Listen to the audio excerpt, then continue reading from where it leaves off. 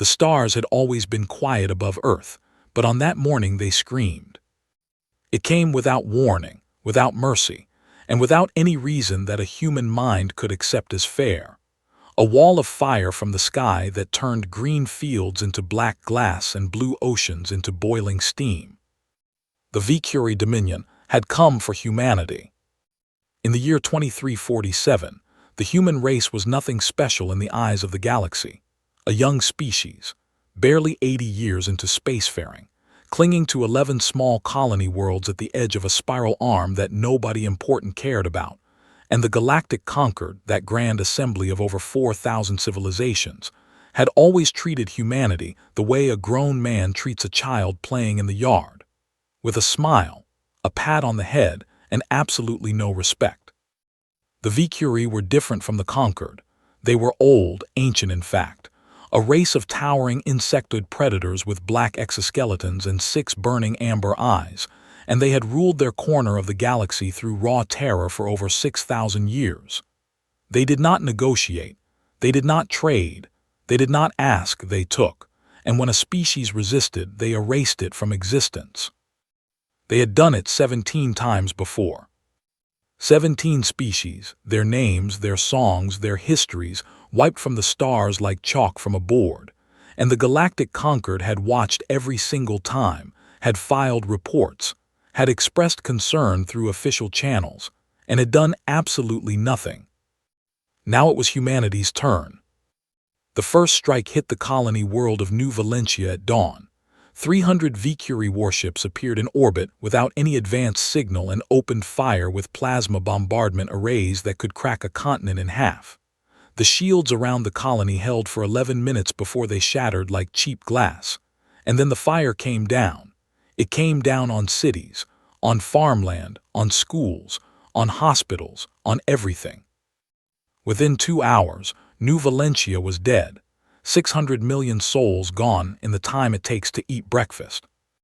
And then it happened again on Meridian Prime, and again on Harvest, and again on Solace, and again on Kingsport, and again on Dawnreach, and again on Far Crossing. 7 worlds in a single galactic day. 7 worlds burned to ash while the rest of the galaxy sat in their comfortable stations and watched the feeds like it was entertainment. On Earth, the orbital defense grid, humanity's pride, 30 years in the making, lasted 4 hours against the Vicuri Vanguard fleet before it was torn apart like paper in a storm. Debris rained down across 3 continents, and the bombardment began. Sao Paulo was the first Earth city to burn, then Jakarta, then Lagos, then Mumbai, then Cairo. The Vicuri did not aim for military targets because they did not consider humans a military threat. They aimed for population centers because the goal was not war, the goal was extinction.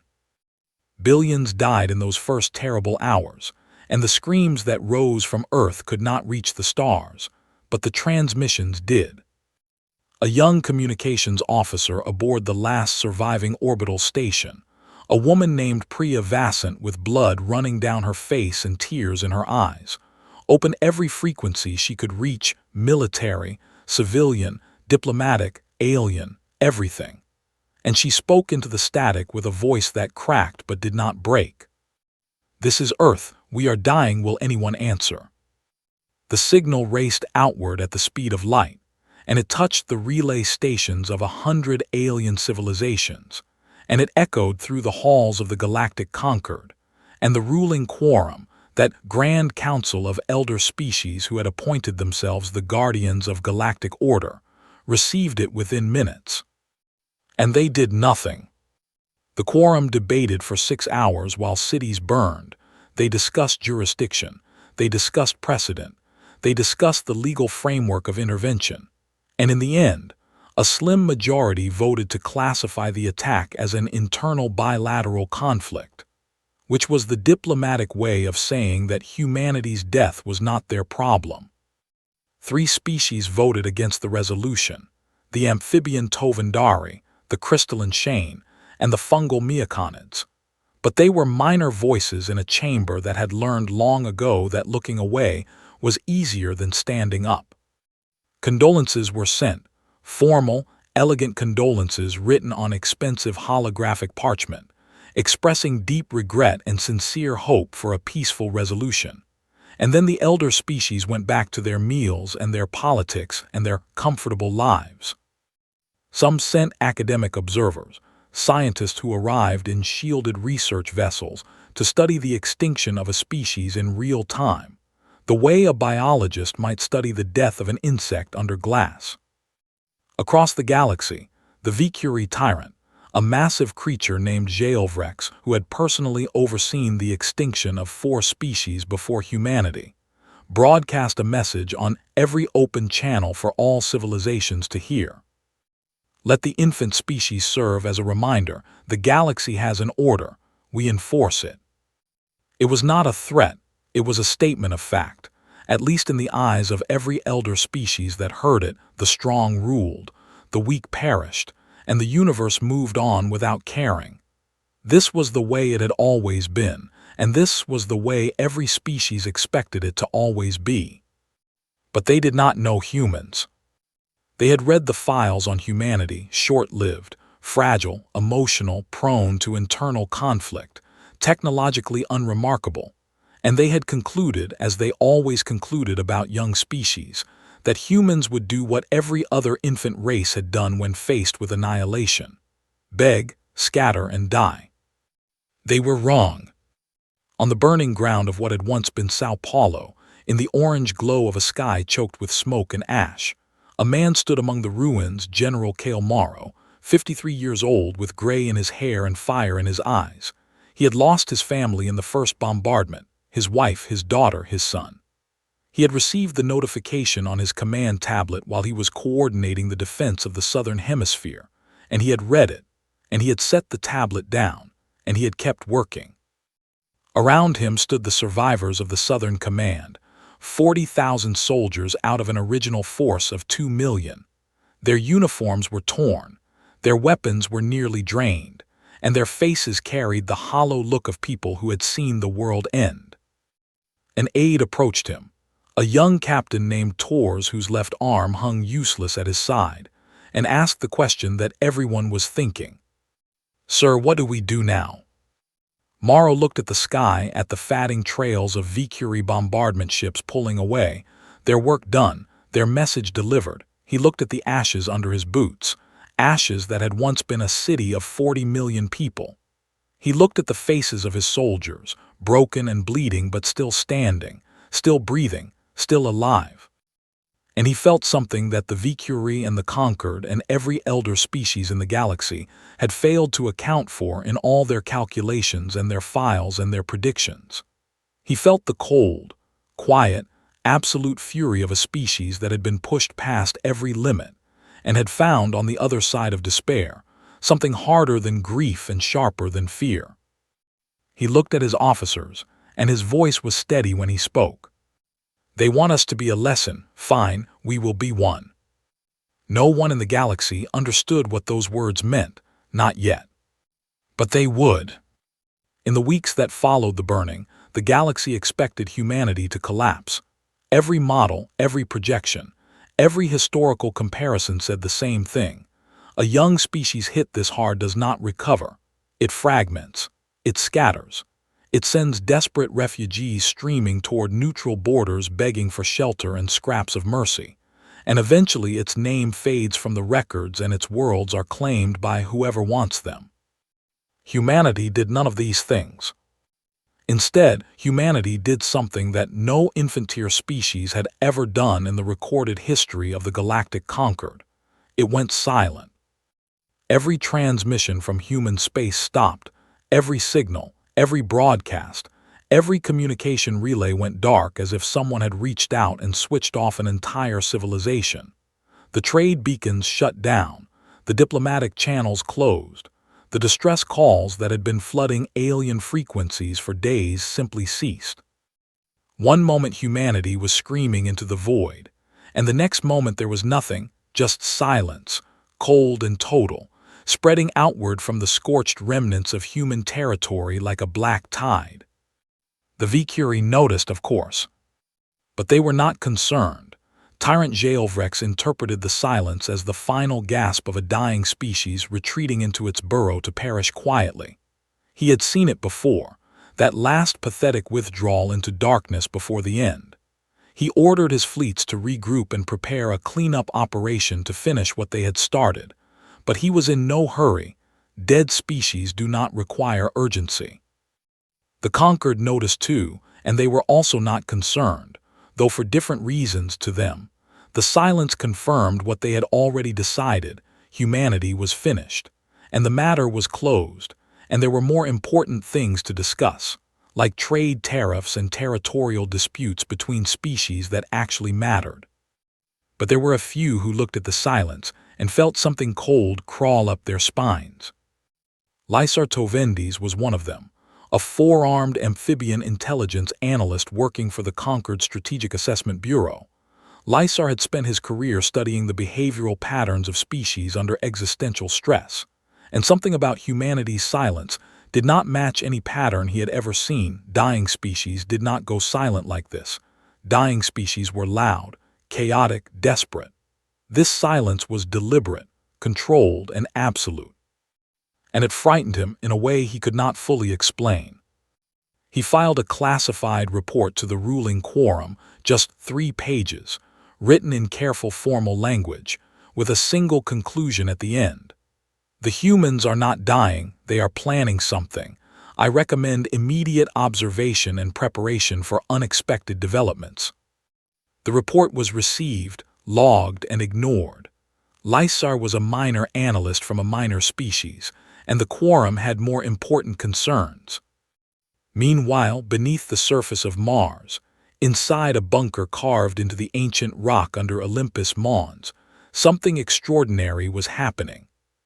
The remnants of every human government, presidents, prime ministers, generals, scientists, engineers, leaders of every nation and faction and ideology that had ever divided the human race, gathered in a single chamber lit by emergency lights. And for the first time in the entire history of their species, they stopped arguing. Every grudge was set aside, every border dispute, every political rivalry, every cultural grievance, every petty difference that had kept humanity fractured for centuries. All of it was dropped in an instant, not because they had suddenly become wise, but because the fire had burned away everything that did not matter and left only the one thing that did. Survival. The Terran Continuity Government was formed in 9 hours, not through debate or compromise, but through a shared understanding that was almost instinctive. Every resource, every factory, every laboratory, every shipyard, every mind and hand and heart would serve a single purpose from this moment forward: the species would fight.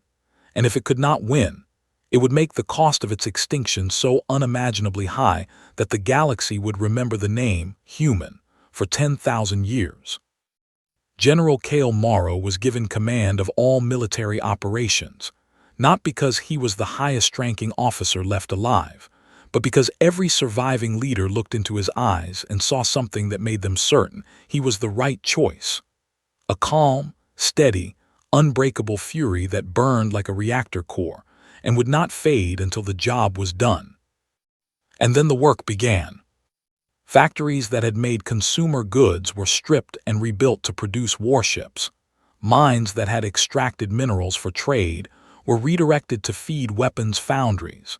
Universities became weapons laboratories, and professors who had spent their lives studying theoretical physics were now building things that had never existed before. Every surviving human was given a role. Soldiers trained, engineers built, scientists invented, farmers grew food in underground hydroponic bays, teachers kept the children learning so that there would be a future worth fighting for, and medics healed the wounded so they could return to work. It was brutal, exhausting, and relentless, and not a single person complained. Not because they were brave, though many of them were, but because every one of them had lost someone in the burning, and grief had welded itself to rage and become something that did not tire and did not stop. Among the scientists was a young xenoengineer named Dr. Sable Oren, 31 years old, with dark skin and sharp eyes, and a mind that moved faster than most computers. She had lost her entire research team in the attack on Meridian Prime and had barely escaped on the last evacuation shuttle with nothing but her datapad and the clothes on her back. Sable was assigned to the captured technology division. During the initial attack, a handful of Valkyrie drones and shield generators had been recovered from crash sites, and it was her job to take them apart and understand them. What she found changed everything.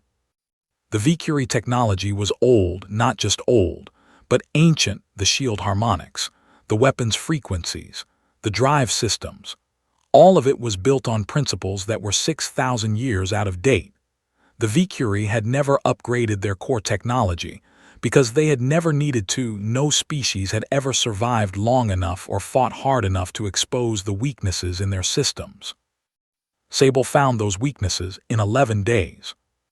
She brought her findings to General Morrow in a meeting that lasted 4 hours, and when she was finished, Morrow looked at her and asked one question: "Can you build something better?" Sable did not smile, because none of them smiled anymore, but something fierce and bright lit up behind her eyes when she answered, "I can build something they have never imagined." And she did in the months that followed, working with a team of engineers and physicists who slept in shifts on the laboratory floor. Sable developed weapons that could cut through Valkyrie shields like they were not there. She redesigned human drive systems to be faster and more agile than anything in the galactic standard. She created sensor arrays that could detect Valkyrie ships before they even entered a star system. But her greatest invention was the one she kept secret until the very end, a new form of faster-than-light travel that she called the Cascade Drive. Unlike every other FTL system in the galaxy, it did not use the Concord's shared hyperlane network. It could jump to any point in space, at any time, without warning, and without any way to predict its arrival. It was, in simple terms, the ability to appear anywhere and everywhere, and it made every defensive strategy in the galaxy obsolete overnight. 14 months after the burning, humanity was ready, not healed, not recovered, but ready. Their fleet was ugly, brutal, and overbuilt. Every ship bristled with weapons and armor that would have made a conquered naval architect weep at the lack of elegance. They were not beautiful ships, but they were not built to be beautiful. They were built to win. On the bridge of the flagship, a massive warship named the TCS Revenant, General Morrow stood with his hands behind his back and looked out at the fleet assembling in the darkness between Mars and Jupiter. 1,200 ships, crewed by men and women who had nothing left to lose and everything left to prove. An aide approached him and asked what the official fleet doctrine would be called. Every major navy in the galaxy had a doctrine, a formal strategic philosophy with a name and a manual. Morrow considered the question for a moment, and then he answered in a voice that carried no humor and no hesitation. "We do not have a doctrine, we have a grudge." 14 months of silence, and the galaxy had forgotten about humanity. They were about to remember. The Valkyrie cleanup fleet departed from the Dominion staging grounds 16 months after the initial attack on humanity. 400 warships in perfect formation, sleek and black and terrible, their hulls gleaming with the cold confidence of a species that had never known defeat. Fleet Lord Rithka commanded from the bridge of the dreadnought Skalthar, a vessel so massive that it cast a shadow across small moons. Rithka was old even by Valkyrie standards, and he had led extermination campaigns against 3 species before this one. He expected this to be the easiest yet. A simple mop-up operation against scattered survivors hiding in caves and wreckage, barely worth the fuel it cost to get there. His intelligence officers had told him that human space was dark. No signals, no fleet movements, no activity of any kind. They interpreted this as confirmation that the species had collapsed into internal chaos and starvation, as every other species had done after a first strike of this magnitude. Rithka agreed with this assessment. He had no reason not to. The humans were an infant species with primitive technology and a shattered civilization, and the idea that they could pose any threat to a HFY war fleet was so absurd that it was not even discussed. The fleet crossed into human territory and found exactly what the intelligence reports had predicted: nothing. The first colony world they reached was empty, cities standing but abandoned, power grids cold, streets silent. Rithka sent survey teams to the surface and they found no bodies, no refugees, no signs of life, just empty buildings and the wind. The second world was the same, and the third and the fourth. Every human settlement they reached had been evacuated cleanly, systematically, as if the entire population had simply stood up and walked away. This was the first moment that Rithka felt something he had not felt in a very long time: uncertainty. Dying species did not evacuate cleanly. Dying species left bodies and rubble and desperate messages scratched into walls. This was too organized, too deliberate, too quiet. But he pushed forward toward Earth because that was the mission, and HFY fleet lords did not turn back because of empty buildings and bad feelings. They should have. The trap was sprung in the space between the fourth and fifth planets of the Sol system, a region of asteroid fields and scattered debris that the humans called the Pyre Line, named for the burning worlds that lay behind them. The first warning came from the Skalthar's sensor officer, who reported a brief energy spike from inside an asteroid cluster. Just a flicker, barely noticeable, gone before it could be properly analyzed. Rithka dismissed it as residual radiation from the bombardment.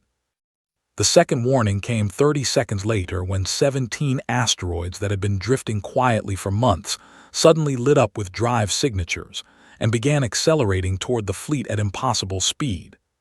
They were not asteroids at all. They were ships, human ships, hidden inside hollowed-out rock and coated with sensor-absorbing material that made them invisible to HFY scanners.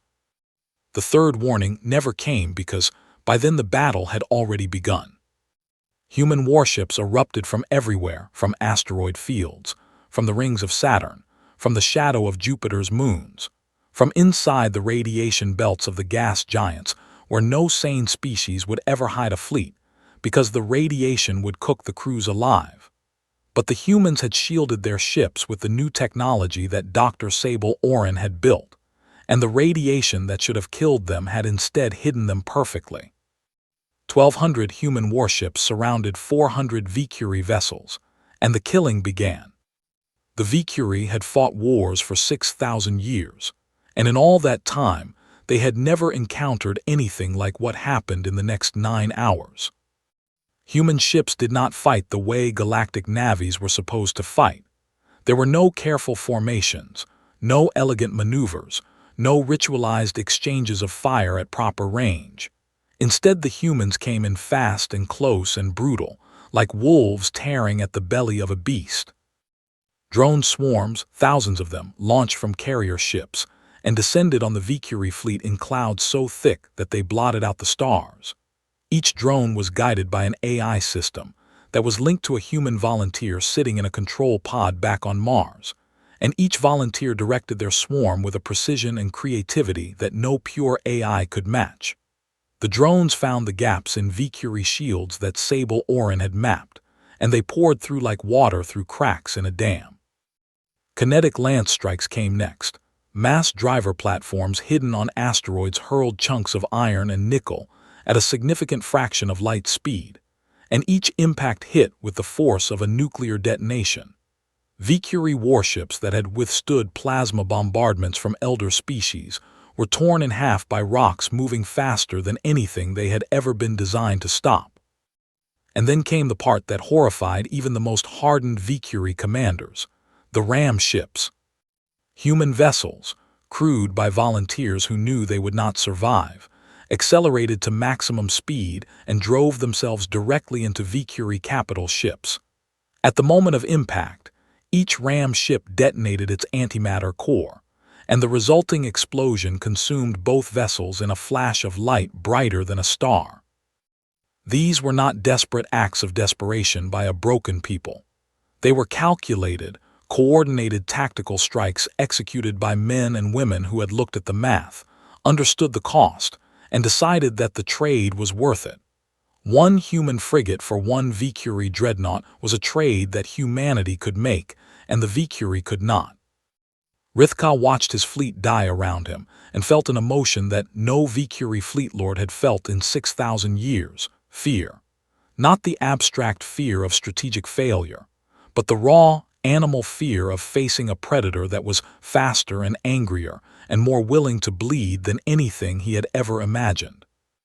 He ordered a retreat, the first retreat in V-Curie military history, and the surviving ships turned and ran, broadcasting distress signals on every frequency, screaming for reinforcements that were too far away to matter. Of the 400 V-Curie warships that had entered human space, 347 were destroyed in 9 hours. The remaining 53 fled into hyperspace with hull breaches and failing systems, carrying with them the terrified crews who had just learned that humanity was not an infant species dying in the dark. It was a predator that had been sharpening its teeth in the silence. The galaxy heard it all. Every species with a signal array picked up the battle transmissions, the V-Curie distress calls, the calm and steady human tactical communications that coordinated destruction with the efficiency of a surgeon. Conquered diplomats froze in their chambers, their drinks halfway to their mouths. Elder species who had not felt surprise in millennia felt it now. Minor species who had spent their existence cowering under the weight of galactic power looked at each other with wide eyes, and something that might have been hope. In the aftermath of the battle, as human salvage crews moved through the wreckage, and human medics treated the wounded, and human engineers began repurposing captured V-Curie technology, Dr. Sable Oren made a galaxy-wide broadcast. Her voice was calm, her words were simple, and what she revealed shook the foundations of galactic civilization. She revealed the Cascade Drive. She explained in plain terms that humanity had developed a new form of faster-than-light travel that did not depend on the Concorde's hyperlane network, that human ships could now jump to any point in the galaxy without using established routes, without being tracked, and without any advance warning. She did not make threats. She did not boast. She simply stated the facts and let the implications speak for themselves. The implications were enormous. The entire military strategy of every galactic civilization was built around controlling hyperlane chokepoints, and humanity had just made all of them irrelevant. Human ships could now appear anywhere, at any time, behind any defense line, and no one could stop them or even see them coming. In the Intelligence Bureau of the Galactic Concorde, Lysar Tovendes, the analyst who had tried to warn the Quorum 16 months ago, watched the battle data scroll across his screen and felt the cold certainty of vindication mixed with the hot shame of complicity. He turned to a colleague sitting at the next terminal, a colleague who had dismissed his report about the humans, and he said the words that would haunt the Concorde for generations. "We should have answered their distress call." His colleague said nothing, because there was nothing to say. The silence that followed was the loudest sound in the room. Every species in the galaxy expected humanity to stop after the Battle of the Pyre Line. They had won their survival, they had proven their strength, and the logical thing to do was to fortify their borders, rebuild their worlds, and negotiate from a position of power like any sensible civilization would. Humanity did not stop. 22 months after the burning of Earth, the Terran Expeditionary Fleet crossed the border into V-Curie space, and the galaxy realized with a collective shudder that the humans had not been fighting for survival. They had been fighting for something far more dangerous. They had been fighting because they were angry, and their anger was not the wild, burning kind that exhausts itself quickly. It was the cold kind, the patient kind. The kind that builds and sharpens and waits, and does not rest until the work is done.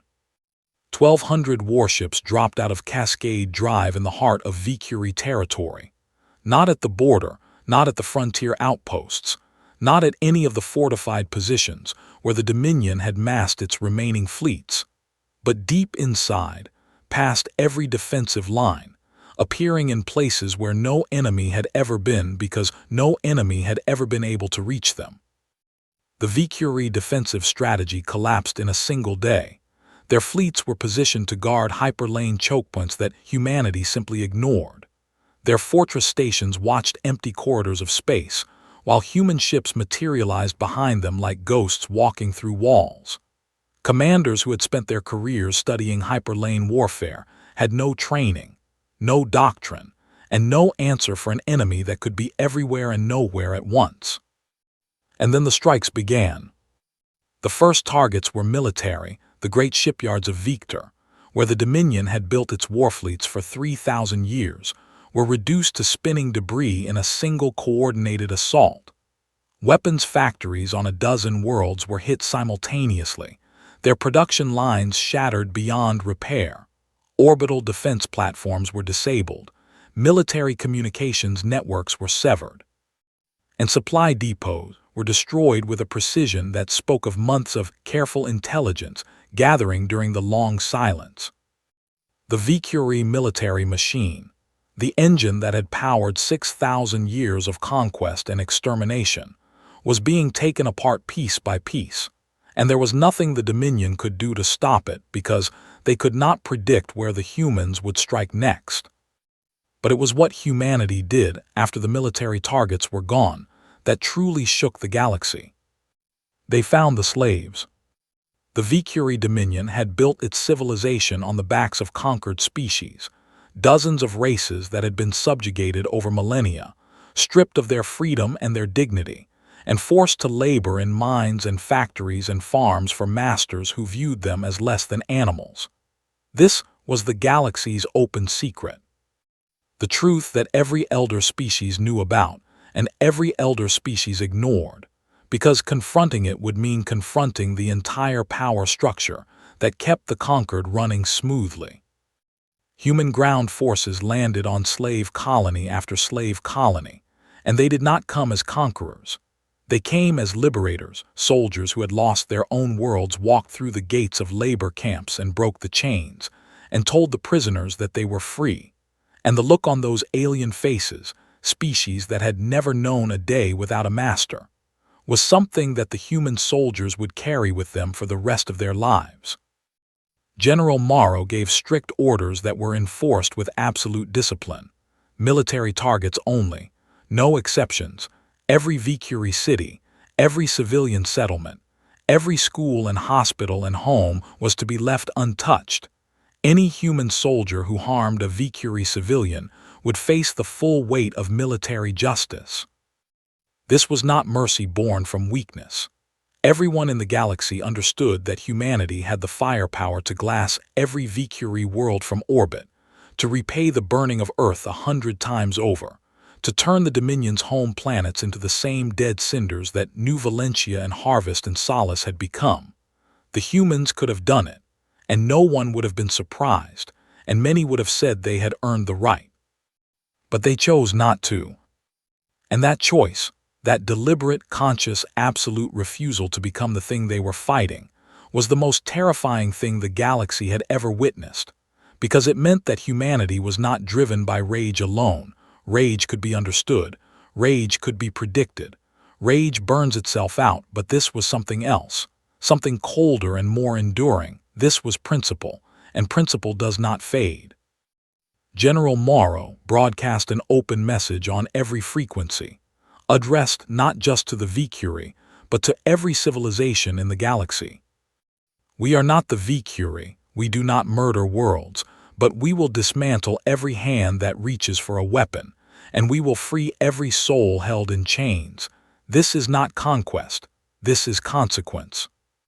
The message spread across the galaxy like a shockwave, and its effect was immediate and profound. Enslaved species across the Dominion heard it and began to rise up. Revolts erupted on 100 worlds simultaneously, and the Vicuri found themselves fighting on every front at once.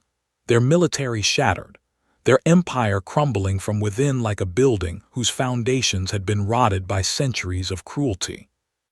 Tyrant Jaelvrex, the architect of humanity's near extinction, watched his empire collapse from the throne chamber of Veek Prime and felt the cold grip of desperation. He had never known this feeling before, had never imagined he could know it, and it drove him to do something that no Vekuri tyrant had done in the entire history of the Dominion. He appealed to the Galactic Conquered for help. The irony was not lost on anyone. The Vekuri, who had crushed 17 species while the Conquered watched, were now begging that same Conquered to protect them from the 18th, the species that had refused to die.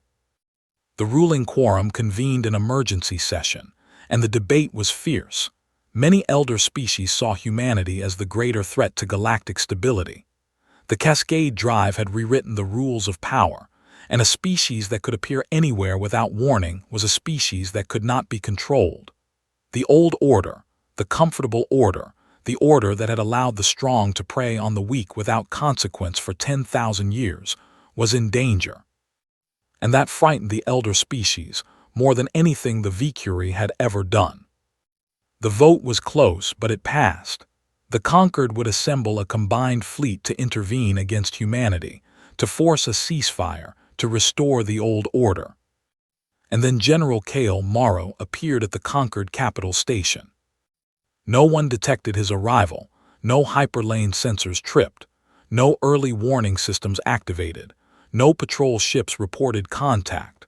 One moment there was empty space, and the next moment a human cruiser was sitting 3 kilometers from the most heavily defended station in the galaxy, and every species on board realized in a single terrible instant what the Cascade Drive truly meant. Morrow came aboard with 2 soldiers and nothing else. No weapons, no fleet, no threats, just a man and his escorts walking through corridors filled with the representatives of 4,000 civilizations who parted before him in silence like water parting before the prow of a ship.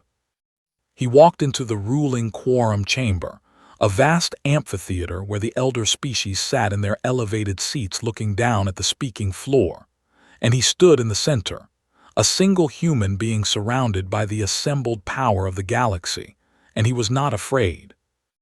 He spoke, and his voice was quiet, but the chamber's acoustics carried every word to every ear and every auditory organ in the room.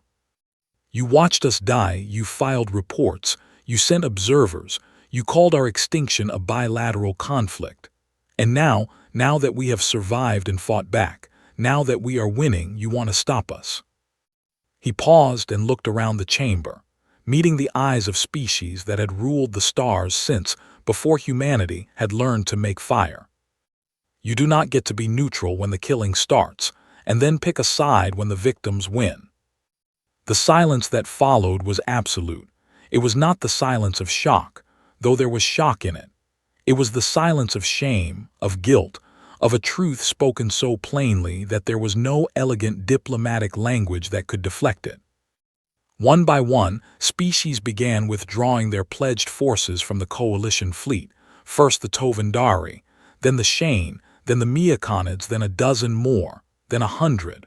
Within 6 hours, the coalition had dissolved, and the Conquered's intervention was dead before it could begin. Jaelvrex received the news in his throne chamber on Veek Prime. The Conquered would not save the Dominion.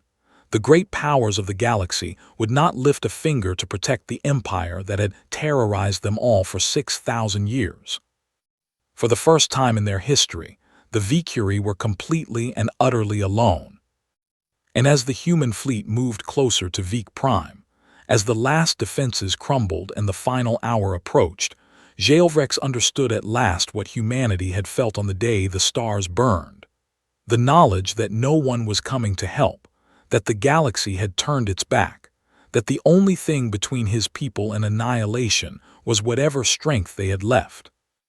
It was, he realized with bitter clarity, exactly what the humans had felt.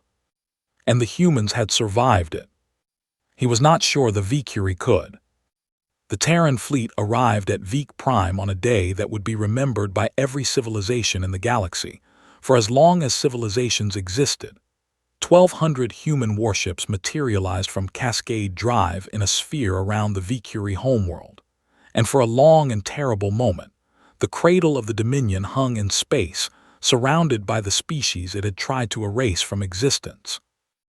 Veek Prime was beautiful in a harsh and alien way, a world of red deserts and black oceans, and towering hive cities that rose like jagged teeth against a copper sky. 6 billion Vicuri lived on its surface, and every one of them looked up and saw the human ships hanging above them like judgment. The Vicuri had gathered everything they had left, over 1,000 warships, old and new, military and converted civilian, crewed by soldiers and volunteers, and anyone who could hold a post. They formed a defensive sphere around their world, and they waited with the grim resolve of a people who knew they were outnumbered and outgunned, but refused to show their bellies. General Kale Morrow stood on the bridge of the TCS Revenant and looked at the Vicuri formation on the tactical display. He studied it for a long time, and then he opened a communication channel to the Vicuri command frequency. His voice was calm and clear, carrying no hatred and no triumph, just the steady tone of a man stating terms. Stand down, surrender your military command, release all enslaved species still held in your territory, accept disarmament and independent oversight, do this. And your world lives, your people live, your culture lives, your children grow up and have children of their own. You have 1 hour.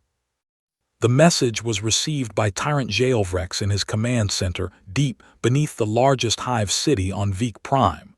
He listened to it, and his 6 amber eyes burned with something that might have been fury, or might have been despair, or might have been both. The Vicuri warrior code was older than most civilizations in the galaxy. It was carved into the walls of their first temples and woven into the genetic memory of their species, and at its core was a single unbreakable law. A Vicuri does not surrender, not to any enemy, not under any circumstance, not even in the face of certain death. Jailvrex chose the code. He broadcast his answer on the open channel so that every species in the galaxy could hear it. His voice was deep and resonant, and it carried the weight of 6,000 years of dominion. The Vicuri do not kneel, come and break us if you can. And then the last fleet of the Dominion surged forward, 1,000 ships charging toward 1,200, and the Battle of Veek Prime began. It was devastating, and it was fast. Humanity's technology had leapt so far ahead in the months since the Pyre line that the gap between the two fleets was no longer a contest. Vicuri shields, that had once been impenetrable, collapsed under weapons that had been designed specifically to exploit every flaw in their ancient systems. Vicuri warships that had terrorized dozens of species were torn apart by human guns that fired faster, hit harder, and aimed with a precision that left no room for escape. But the Vicuri fought. They fought with everything they had, with a courage that even their enemies could not deny. Ships with failing engines rammed forward on momentum alone. Crews with breached hulls kept firing until the vacuum took them. Commanders who had lost their weapons used their ships as shields to buy seconds for others. They were beaten, but they were not cowards, and the humans recognized this even as they destroyed them. 3 hours after the battle began, it was over. The Vicuri fleet was gone, reduced to drifting wreckage and silent hulks spinning slowly against the red glow of their homeworld. But Veek Prime itself was untouched. Not a single human weapon had been fired at the planet, even though ground-based defense batteries on the surface had been shooting at the Terran fleet throughout the entire battle. Morrow had ordered his ships to absorb those hits without returning fire, because the principle mattered more than the tactical advantage, and because the galaxy was watching. On the surface, in the command center beneath the Hive City, a Vicuri sub-commander named Drain Corval watched the last of the fleet die on his tactical display and made a decision that would have been unthinkable 26 months ago. Corval was young by Vicuri standards, and he had spent the war watching everything he believed in crumble. He had watched the tyrant order the extermination of billions, had watched the Empire's slaves rise up in rebellion, had watched the elder species of the conquered turn their backs on the Dominion, with the same indifference the Dominion had once shown to its own victims. And he had watched the humans spare every civilian world they touched, even though they had every reason and every right to burn them all. He walked into the tyrant's chamber, and Jailvrex turned to him with those 6 burning eyes, and Corval saw in them the madness of a ruler who would rather see his species die than admit that the old way was finished. Corval killed him quickly, a single strike from a ceremonial blade through the joint in the tyrant's neck armor. It was not an act of cowardice, but an act of love for a people who deserved a chance to live. He took the command console and broadcast on the human frequency, and his voice shook but did not break. "This is Subcommander Drain Corval of the Vicuri Dominion. The tyrant is dead. I speak for the surviving military command. We accept your terms, we surrender." The guns went silent, every gun, on every ship, on every side, and for a moment the only sound in the space around Vic Prime was the quiet hum of engines and the soft crackle of cooling weapons. Morrow closed his eyes for 3 seconds, just 3 seconds, and in those seconds he allowed himself to feel the weight of everything. His wife, his daughter, his son, the billions lost, the worlds burned, the 2 years of cold fury that had carried him to this moment. He felt it all, and then he opened his eyes and gave the orders. Human troops landed on Vic Prime, and they did not come as conquerors. Medics set up field hospitals and treated Vicuri wounded alongside their own. Engineers worked to restore civilian power grids that had been damaged in the orbital battle. Translators moved through the hive cities explaining to frightened Vicuri civilians that they were not going to be harmed, that their homes would not be taken, that their children were safe. Across the Dominion's former territory, enslaved species were freed by the millions. Chains that had held entire civilizations for thousands of years were broken, and beings who had never known a day of freedom walked into the open air and looked up at the sky with eyes that did not know how to process the concept of choice.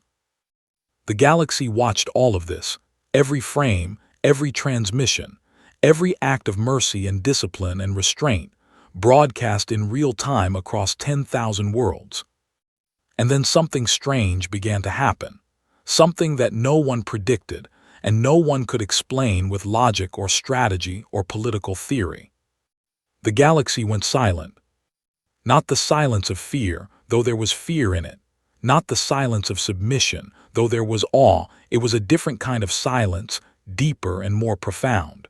The silence of a civilization looking into a mirror and not liking what it saw. Militant empires that had been building weapons for centuries quietly opened disarmament talks with their neighbors. Slave-holding civilizations that had resisted every call for reform began releasing their captive populations without being asked and without conditions. Border disputes that had simmered for millennia were suddenly settled through negotiation instead of threats. 3 elder species, ancient and proud races that had never in their history acknowledged wrongdoing, issued formal apologies to humanity, the first formal apologies in conquered history. The ruling quorum, shamed and diminished, passed a new resolution that was proposed by the Tovandari delegation and supported by a unanimous vote. They called it the Morrow Doctrine. Over General Morrow's personal objections to having his name attached to anything, and it stated in clear and simple language, "No species shall face extinction alone. Inaction in the face of annihilation is complicity." It was not enough. It could never be enough to undo what had been done and what had been allowed to happen, but it was a start. Humanity did not join the Galactic Concord. Morrow and the Terran Continuity Government decided that the institution that had watched them burn did not deserve their membership. Instead, they formed the Terran Compact, a new alliance open to every liberated species, every minor civilization that had ever been ignored, every race that had ever looked to the stars and seen only the boots of those above them. Lysar Tovendis, the intelligence analyst who had tried to warn the conquered and been ignored, resigned his position on the day the Morrow Doctrine was passed. He submitted a single-line resignation letter that read, "I should have done more." And then he applied for citizenship in the Terran Compact. He was accepted the same day. Months passed, and the galaxy settled into its new and unfamiliar shape. The old order was gone, and the new one was still taking form, uncertain and fragile and full of possibilities that had not existed before. On a rebuilt orbital station above Earth, Dr. Sable Oren stood at the observation deck and looked out at the stars, the same stars that had screamed on the day the Vicuri came, the same stars that had watched in silence while humanity burned. They were quiet now, but it was a different kind of quiet. Beside her stood a young alien diplomat, a slender being with silver skin and 4 delicate arms, a member of one of the species that humanity had liberated from Vicuri labor camps. She had been born in chains and had never seen the sky until a human soldier opened the gate of her prison and told her she was free. She looked out at the stars with Sable, and after a long silence she asked a question that had been forming in her mind since the day her chains were broken. Why did the galaxy go silent after you won? Sable did not answer immediately. She looked at the stars, and she thought about everyone who had been lost, and everyone who had survived, and everything that had been done and everything that had been chosen. And she felt the full weight of it settle on her shoulders like a mantle she had not asked for but would carry anyway. Then she spoke, and her voice was quiet and steady. Because for 10,000 years, every species in this galaxy believed that power meant the freedom to destroy without consequence. We taught them something new. The most terrifying thing in the universe is not a species that can burn worlds. She paused and looked at the young diplomat. It is a species that can burn worlds and chooses not to. The stars were quiet, but it was a new kind of quiet now. Not the silence of indifference, not the silence of cowardice, not the silence of a galaxy that had learned to look away. It was the silence of a galaxy that was learning, for the first time in 10,000 years, what strength truly looked like. And somewhere in that silence, in the space between the stars where the ashes of the dead still drifted, and the light of burned worlds still traveled outward into the endless dark, something had changed, something fundamental and irreversible. A crack in the old order that could never be sealed, a truth spoken so loudly that it could never be unheard. Humanity had struck back, and the galaxy had gone silent.